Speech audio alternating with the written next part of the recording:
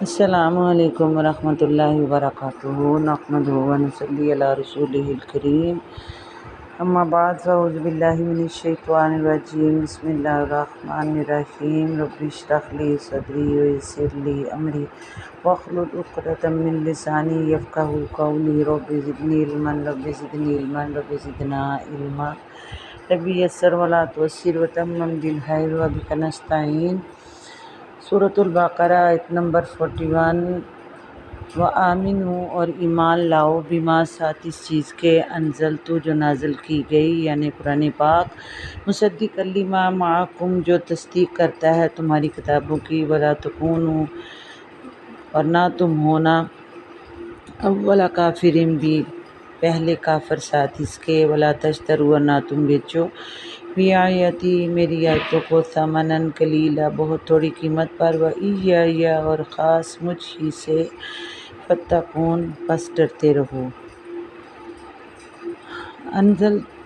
انزلتو سے مراد قرآن مجید ہے، مصدق لما ہے کہ جو تمہاری اپنی کتاب کی بھی تصدیق کرتا ہے، تمہاری بھی اور اپنی کتاب کی بھی، کہ اس قرآن پر ایمان لے کے آؤ جیسا کہ نبی ایمان لائے، جیسا کہ وہ نبی لے کر آئے جس قرآن کو، وہ جو امی ہیں، عربی ہیں، بشیر ہیں، نذیر ہیں، سراج منیر ہیں، اور جن کا اسم شریف محمد الرسول اللہ صلی اللہ علیہ وسلم ہے، جو تورات اور انجیل کی تصدیق کرنے والے ہیں۔ تورات حضرت موسیٰ علیہ السلام پر نازل ہوئی، زبور حضرت داؤد علیہ السلام پر نازل ہوئی، اور انجیل حضرت عیسیٰ علیہ السلام پر نازل ہوئی، اور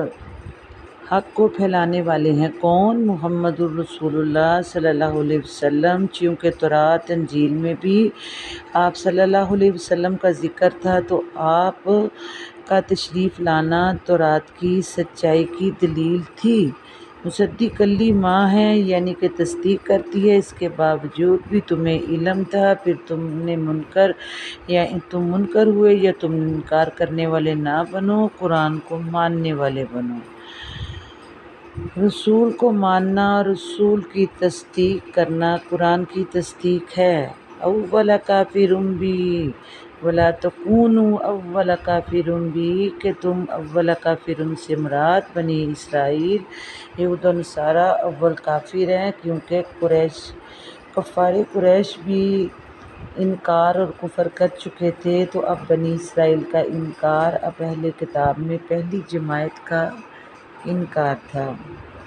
حالانکہ وہ لوگ الذین آتیناہم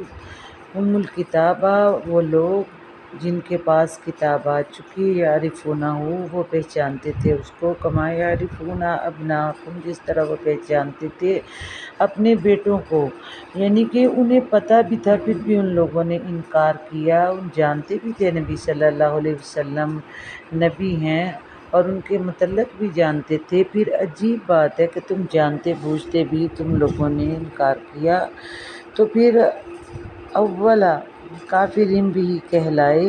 پھر اللہ پاک نے فرمایا وَلَا تَشْتَرُوا بِآیَاتِی میری آیتوں کو تم تھوڑی قیمت پر نہ لو،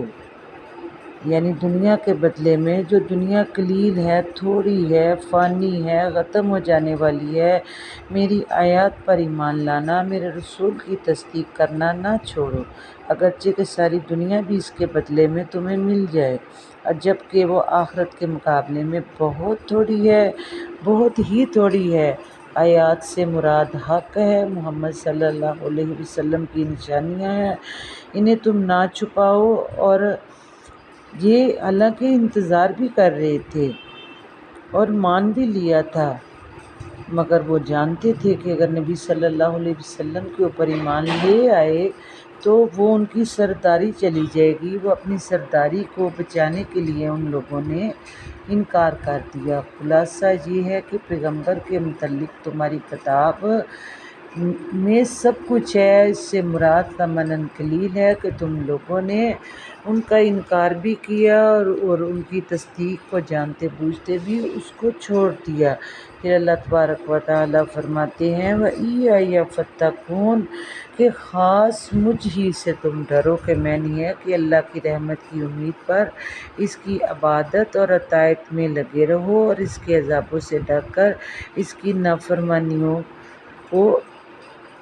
چھوڑ دے۔ اس جملے میں وَإِيَّیَّ فَاتَّقُونِ کے جملے میں انہیں خوف دلایا جا رہا ہے کہ ساری دنیا کے لالچ میں آ کر حضور صلی اللہ علیہ وسلم کی تصدیق کو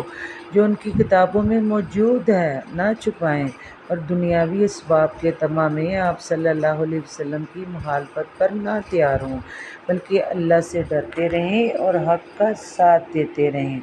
اللہ تبارک و تعالیٰ نے ان سب چیزوں کو کھول کھول کے قرآن میں بیان کر دیا، لیکن پھر بھی ان لوگوں کی وہی کیفیت تھی، تو اللہ تعالیٰ نے انہیں اپنی ذات سے ڈرایا اور ان کی نافرمانیوں کی وجہ سے انہیں ہر بات سمجھائی، مگر وہ